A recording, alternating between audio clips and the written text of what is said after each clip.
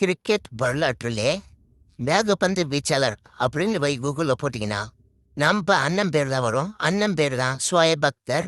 இவர் ஒரு பாகிஸ்தான் நாட்டை சார்ந்தவர். ஒரு தரமான ஃபாஸ்ட் பவுலர். இவர் இங்கிலாந்துக்கு அகேன்ஸ்டாக ஒரு பந்து போடுறாரு. அது 161.3 கிலோமீட்டர் வேகத்தில் அந்த பந்து போடுறாரு.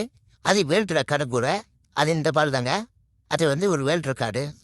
இவர் விளையாண்ட காலகட்டத்தில் தரமான பேட்ஸ்மேனும் அப்போ ஏறினாங்க. யாருன்னு பார்த்தா கிரிக்கெட் கார்டு. ஆனால் Sachin Tendulkar, Ricky Ponting, Brian Lara இவங்க காலகட்டத்திலே ஒரு நல்ல நம்பர் 1 பவுலராக இருந்தார்.